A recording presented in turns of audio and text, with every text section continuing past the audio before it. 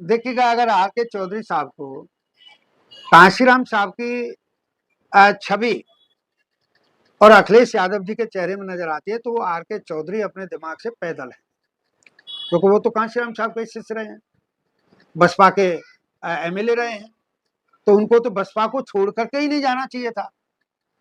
छवि वाले आदमी को जाकर के पसंद कर लिया, और जो मूल है, जिसकी छवि है, उनको छोड़ करके चले गए।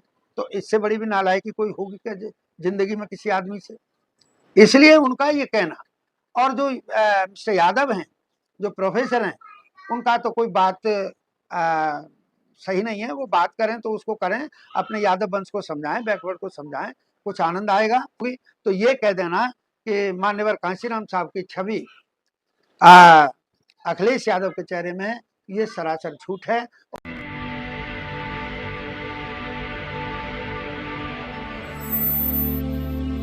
जय भीम। मैं मेवालाल और आप देख रहे हैं बहुजन समय। साथियों, इस समय पूरे देश में एक मुद्दा बहुत छाया हुआ है। बहन जी की रैली जो लखनऊ में 9 अक्टूबर को मानवर काशीराम जी की पुण्यतिथि पर हुआ, ये पूरे जो विपक्ष है, जो बैकफुट पे है, वो उससे सहन नहीं हो रहा है। वो बार बार तरह तरह के आरोप लगाया जा रहा है कि बहन जी ये अपनी उनकी रैली नहीं थी, ये तो मानवर काशीराम जी का मेला था, बीएसपी का रैली नहीं है। अगर बीएसपी का असली ताकत देखा तो बहन जी अगर कोई अपनी रैली बुलाए तो उसमें उनका ताकत को पता लगेगा। इसी बात को मैं उसको जानने के लिए कि आखिर 2027 जो आज बहुजन समाज के अंदर ऊर्जा भरा हुआ है, किस तरह से उस ऊर्जा को जो 2027 में बहन जी ने अपील भी किया है कि बहना को आपको क्या सीएम बनाना चाहते हैं, तो उसी मुद्दे पर मैं आज बहुजन समाज पार्टी के पुराने कार्यकर्ता रहे हैं, पदाधिकारी रहे हैं, जमीन पर इन्होंने कैडर भी दिया है, इनसे समझूंगा कि आखिर जो बहुजन समाज पार्टी का रणनीति क्या है, किस तरह से आज जो पटकनी जो विपक्ष है उसको किस तरह से आने वाले 2027 में देंगी। तो एडवोकेट सुरेश चंद्रा सर हैं। सर, आपसे मैं जानना चाहूंगा कि जो बहन जी का रैली लखनऊ में 9 अक्टूबर को हुआ, तो विपक्ष इसमें बैकफुट पे है, लेकिन उसे सहन नहीं हो रहा। कह रहा है ये बीजेपी का सपोर्ट था, ये रैली कैसे देखते हैं? देखिएगा, सबसे पहले तो मैं आप के इस लोकप्रिय चैनल के माध्यम से मैं सभी श्रोता और दर्शकों को तहे दिल से मुबारकबाद देना चाहता हूं और मंगल कामना करता हूं कि वो जीवन पर्यंत अपना खुशहाली के साथ ज़िंदगी व्यतीत करेंगे, ऐसी मंगल कामना करता हूं। और आप लोगों के लिए भी बहुजन समय जो एक बड़ा पॉपुलर चैनल है आज का, उनके लिए भी मेरी मंगल कामना है कि आप लोग अपने काम में, जिस काम में लगे हैं, सच्चाई को समाज के सामने उजागर करने के लिए, उसमें आप लोग सफल होंगे, इस तरह की मेरी मनोकामना है। और जो अभी आपने प्रश्न कहा, 9 अक्टूबर की जो रैली हुई, मान्यवर कांशीराम साहब का 19वां महापरिनिर्वाण दिवस, तो उसमें पूरे बहुजन समाज और सर्व समाज, जिनकी भी आस्था मान्यवर कांशीराम साहब में है, उनके सिद्धांतों में है, मान्य बहन जी के सिद्धांतों में है, मान्य बहन जी की कार्य प्रणाली में है, वे सारे लोग लखनऊ गए। तो फिर इसमें कोई प्रश्न पैदा नहीं होता है कि विपक्ष ये कहे। विपक्ष अब वो कहता है ना, खंबा नोचे वाली बात, तो वो इस तरह की अपनी झिझक निकाल रहे हैं, ऐसा बोल बोल करके। ऐसा कहीं कुछ नहीं है, सफल रही है रैली। मान्य बहन जी की जो चाहत थी, तो 2 गुना, 2.25 गुना, 2.5 गुना तक लोग गए हैं। मान्य बहन जी की चाहत रही थी कि भाई 5 लाख लोग आएंगे। मैंने तो 6 अक्टूबर को भी दूसरे चैनल पर कह दिया था कि वहां पर लोग 10 लाख के आसपास पहुंचेंगे, और उतने पहुंचे हैं। तो विपक्ष का काम क्या है? विपक्ष का काम आलोचना करना है, तो वो आलोचना करेंगे, इस तरह करके वो खींच उतारेंगे अपने। ये ऐसा कुछ नहीं है कि कहीं हम लोग किसी तरीके से, किसी और की मदद से, किसी और के किसी से हम लोगों को इस रैली में जो लोग आए हैं वो किसी और के बुलावे पे आए थे या किसी और के माध्यम से वहाँ पर पहुँचे हैं। क्या बहन जी से चूक हो गई क्या रैली में? उन्होंने योगी जी का बखान कर दिया और अखिलेश जी का वहाँ पर बखिया उधेड़ी है। सवाल तो सरकार से पूछा जाता है ना कि देखो हमारे बहुजन समाज के बहन बेटियों के साथ अत्याचार हो रहा है, दुराचार हो रहा है, कानून व्यवस्था ध्वस्त है, उस पर सवाल ही नहीं किया बहन जी। देखिएगा, ऐसा नहीं है माननीय बहन जी, जो 24 घंटे की जिंदगी है उसमें कहीं उनके सामने घटना का जिक्र आता है तो माननीय बहन जी उस पर ट्वीट भी जारी करती हैं और टेलीफोनिक उन लोगों से सफाई भी मांगती हैं कि भाई इसमें आपका क्या कहना है। और जो कोई चूक हो गई है, ना ना, बहन जी का उस दिन जो पूरा व्याख्यान रहा है वो पूरा का पूरा बहुजन समाज और सर्व समाज के हित में रहा है। और जो योगी जी की कोई तारीफ की गई या बीजेपी की कोई तारीफ की गई, वो तारीफ नहीं है, वो असलियत है। क्योंकि जब बहुजन समाज पार्टी ने इस कार्यक्रम की सूचना उत्तर प्रदेश सरकार को दी थी तो उसमें इस तरह का जिक्र किया गया था कि हमारा प्रोग्राम मान्यवर कांशीराम साहब स्मारक पर होगा और वहाँ की जो स्थिति है उसको सफाई सुरक्षा और सारी चीज़ें आपकी जिम्मेदारी है उत्तर प्रदेश सरकार की, तो आप उसे ठीक करावें। तो इस हमारे आवेदन पर हमारे एक तरह के सूचना पर उत्तर प्रदेश सरकार ने ये कहा था कि हम उत्तर प्रदेश सरकार के खजाने से एक पैसा भी खर्च नहीं करेंगे। फिर माननीय बहन जी का धन्यवाद वाला काम याद आ रहा है कि लोग तो ये कहते थे कि भाई ये तमाम हाथी बना दिए हैं, ये पार्कों में क्या रखा है, ये वो बना देने चाहिए, वो बना देने चाहिए, ब्याह शादी के वहां करने का हमें आदेश पारित कर देना चाहिए। तो वहां पर उत्तर प्रदेश सरकार ने टिकटिंग का काम किया, वहां के प्रवेश पर टिकट लगाई कि जो भी आदमी देखना चाहता है मानवर कांशीराम साहब की पूरी जीवन यात्रा वो देख सकते हैं। तो वहां पर जो टिकट से इनकम हुई है, उत्तर प्रदेश सरकार ने ये कहा कि जो टिकट से पैसा आया है उस पैसे से हम उसको दुरुस्त करा देंगे, बढ़िया करा देंगे। तो यदि इतनी बात उत्तर प्रदेश सरकार कहती है तो क्या वो धन्यवाद का काम नहीं है कि उसने वो तो उनका काम है सर, उनका तो काम है, वो सरकार में है, वो तो करेंगे। काम है लेकिन काम नहीं करते हैं। मुलायम सिंह यादव के टाइम में और उनके जो बेटे हैं उनके टाइम में क्या ये जिम्मेदारी नहीं थी? लेकिन सबसे पहले जो गंदगी फैलाने का काम किया, और सपा की जब सरकार थी तो सपा की सरकार में मंत्रिमंडल स्तर पर एक प्रस्ताव पारित किया गया कि ये जो पार्क हैं, चाहे नोएडा का है, चाहे लखनऊ के हैं या कानपुर के हैं, और जो पार्क हैं या बौद्ध विहार हैं जो बसपा की सरकार में बनाए गए, उनको सभी में शादी व्यवहार के कार्यक्रम और बड़े बड़े अन्य दलों के भी कार्यक्रम और वहां पर बड़े बड़े प्रोग्राम करने के लिए हमें छूट दे देनी चाहिए, इनकम होगी।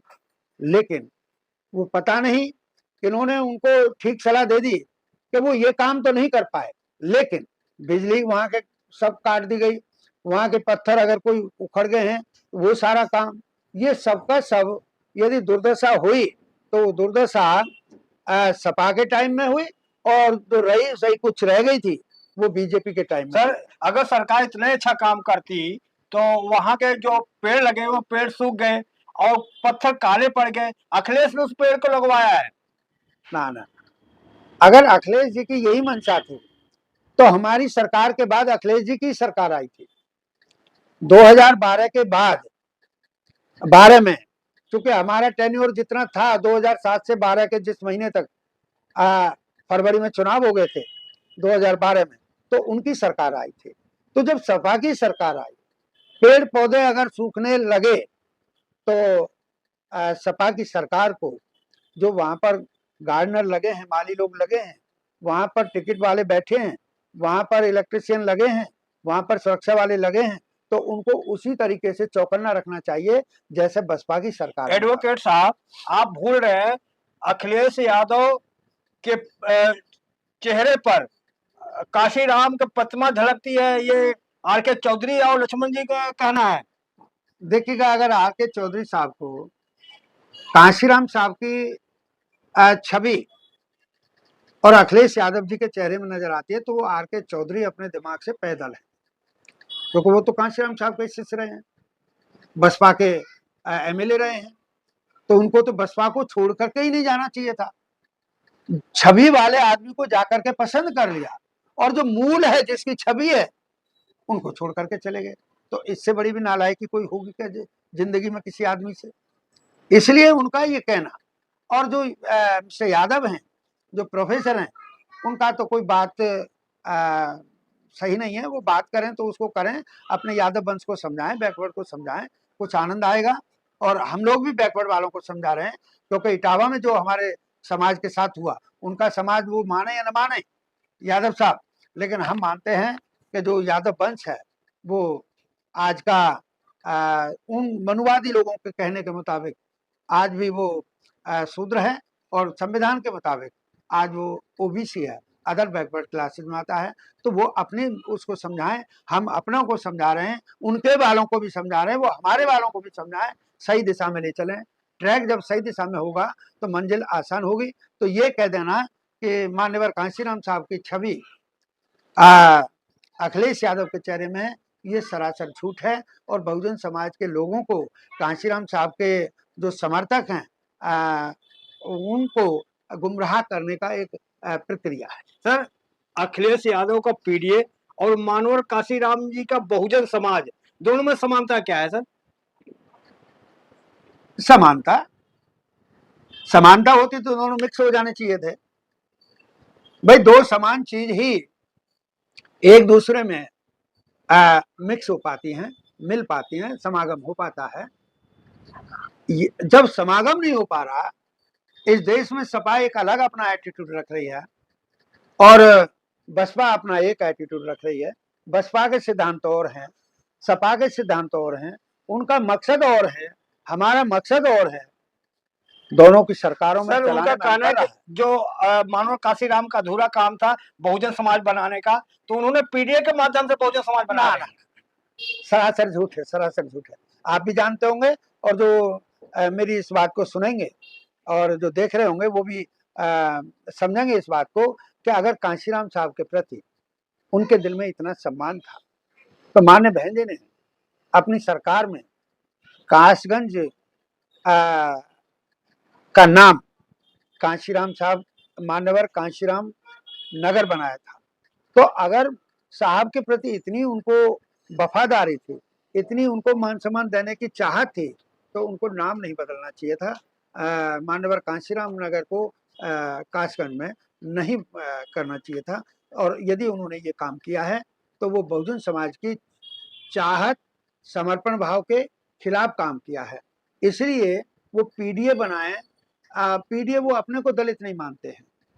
उत्तर प्रदेश में जब मैं देखूं तो कहीं यदि शेड्यूल्ड कास्ट के साथ, और शेड्यूल्ड कास्ट में भी खासकर एक जाटव चमार बिरादरी होती है, उसके साथ यदि कोई संघर्षरत रहती है बिरादरी, उस पर जाटव पर कोई हमला करता है, मारपीट करता है, उसके प्रति अपराध करता है, उनकी बहन बेटियों के प्रति मक्कारी करते हैं, तो अधिकतर 100 में से 90 केसेज में यादव वंश के लोग मिलेंगे। इतिहास और रिपोर्ट उठाकर देख लीजिएगा। इसलिए वो दलित कह देना बहुत आसान काम है, लेकिन उसके सिद्धांतों पर चलना बहुत टिपिकल काम है, बड़ा मुश्किल काम है। तो अखिलेश जी का ये कहना बिल्कुल सरासर झूठ है कि वो दलितों के लिए काम करते हैं। और जब ऐसी बात थी तो उनके पिताजी तो माने बहन जी से पहले chief minister of Uttar Pradesh बने थे, मान्यवर कांशीराम साहब की नजर इनायत पे बने थे। तो जब बने थे तो उन्होंने कितने दलितों के नाम जो पट्टे थे, जो कांग्रेस की सरकार में उस दौरान किए गए, उन पट्टों के कब्जे दिलवाए? नहीं दिलवाए। उनके जो और काम थे दलितों के, उनके मान सम्मान की बात थी, उनके लिए सुविधाओं की बात थी, उनके गांव तक लिंक रोड ले जाने की बात थी, तो वो तो नहीं कर पाए। तो जब नहीं कर पाए तो कैसे मान लें कि वो दलितों की बात सोचते हैं। हाँ, दलितों के विरोध में तो हैं। आज भी पूर्वांचल में आप चले जाइएगा, जब एक बल्ब रात को जलता हुआ देखता है कोई आदमी, जो वहाँ का ठाकुर हैं या ब्राह्मण हैं या वैश्य वर्ग के लोग हैं, तब वो पूछते हैं कि भाई ये जो बल्ब जल रहा है वो किसने लगवाया था। तो वहाँ मौके पर जो आदमी होता है जिससे वो पूछता है, तो वो कहता है कि साहब वो मायावती जी की सरकार आई थी ना, तब लगा है। तो आज भी लोग क्षेत्र में माननीय बहन जी को याद करते हैं, और ये पद दलित का सपना दिखाना एक झूठ फरेबी है। बहुजन समाज के खिलाफ एक साजिश बहुत बड़ी है। सर, क्या जिस तरह से बहन जी ने पीडीए का हवा निकाल दिया, तो क्या अखिलेश जी पीडीए बचा पाएंगे? हाँ, पीडीए तो नहीं बचेगा। अभी देखिएगा 2027 में उनके लिए भी आ रही है, हमारे लिए भी आ रही है, बीजेपी वालों के लिए भी आ रही है, तो कांग्रेस वालों के लिए भी आ रही है, अन्य दलों के लोगों के लिए भी आ रही है। लेकिन 27 में यदि एक हमारी सफलता हो गई, जो साहब कांशीराम साहब को भी चिंता रहती थी और उन्होंने कहा भी है, मान्य बहन जी भी इस विषय में चिंतित रहती हैं, लेकिन उनका भी मानना है कि अब की बार हो जाएगा, कि जो हमारे ये इतिहास है इस देश का, बहुजन समाज पार्टी द्वारा बनाया हुआ इतिहास है कि रैलियों में बहुजन समाज पार्टी के अलावा किसी की रैली में इतनी जबरदस्त तादाद नहीं होती है। भीड़ तो मैं शब्द इसलिए नहीं कहूँगा कि बहुत ज़्यादा उचित नहीं है। इतने कार्यकर्ता, समर्थक, शुभचिंतक बसपा के पदाधिकारी लोग जब इकट्ठे होते हैं तो लाखों की तादाद में होते हैं। किसी दल की इस तरह की रैली में वो रैली का भी शब्द पूरा नहीं कर पाते हैं, यहाँ तो महारैली का शब्द पूरा हो रहा है। तो वो जो संख्या है, वहाँ की जो हाजिरी की संख्या है, उस संख्या को हम लोग वोटों की संख्या में तब्दील कर पाएंगे 2027 के चुनाव में, और फिर हम लोग सत्तासीन होंगे उत्तर प्रदेश की सरकार। सर, अखिलेश यादव जी का आरोप है कि बहन जी दलित को अनदेखी करती हैं और बीजेपी से साठगांठ कर लिया है। देखिएगा, वो लोग एक भ्रमी लोग हैं, भ्रम में जिंदगी व्यतीत करते हैं। उन्होंने इस देश में जिनकी पूजा करते हैं लोग, कृष्ण, उनके लिए कहा कि ये हमारे हैं, हम यदुवंशी हैं। लेकिन यदुवंशी शब्द तो, नाम तो रख लिया, लेकिन उनको यदुवंशी किसी ने माना नहीं। तो जो अखिलेश जी हैं, बहन जी की केवल मात्र आलोचना करने के अलावा उन पर और कोई काम नहीं है, कोई सिद्धांत नहीं है।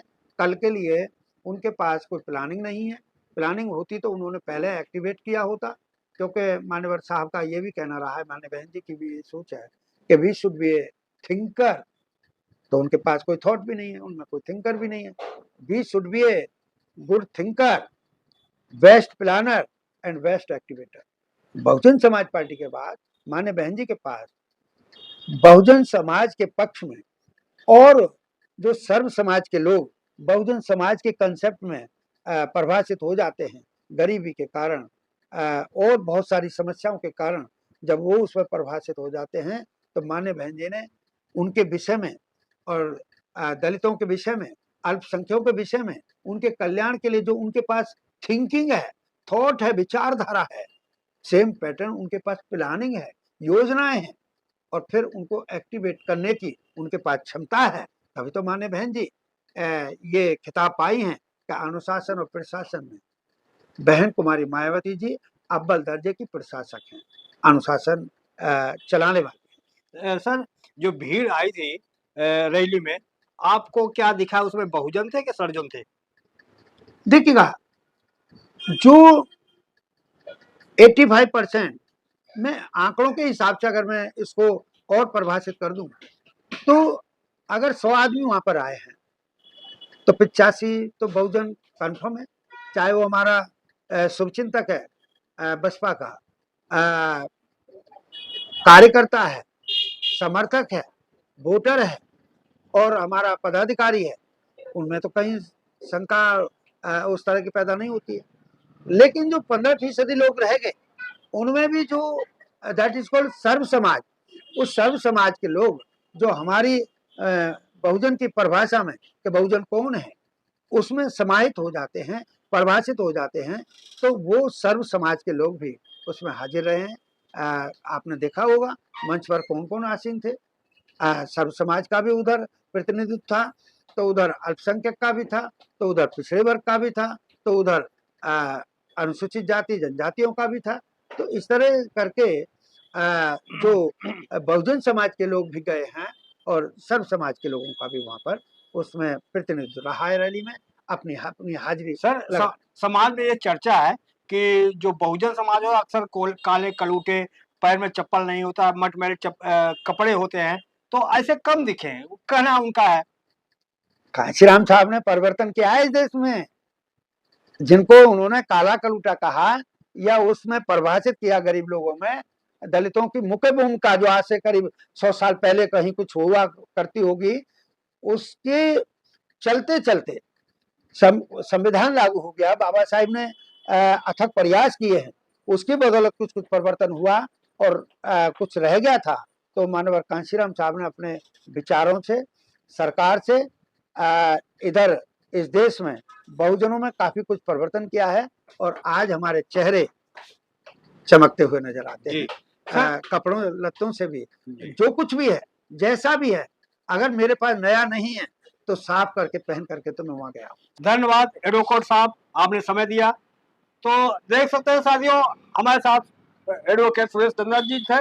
कैसी रही बातचीत आप कमेंट में जरूर लिखिएगा, और आप कहाँ से देख रहे हैं। और आपसे एक छोटी सी अपील है कि आप जब भी आप हमारे चैनल को देखते हैं तो उसमें कमेंट लाइक जरूर किया करें, और नए हैं तो चैनल को सब्सक्राइब करें। धन्यवाद। मैं मेवालाल, बहुजन समय, दिल्ली। मेरा भी आप सभी के लिए मंगल कामना, इस चेतावनी के साथ कि शासन सत्ता का काम न भूलेंगे। और शरद ऋतु चल रही है, शीत आने वाली है, उसमें वातावरण को परखते हुए, प्रकृति को परखते हुए अपने स्वास्थ्य का, अपनी सुरक्षा का, अपनी संस्कृति का पूर्णतः ख्याल रखेंगे। बहुत बहुत धन्यवाद।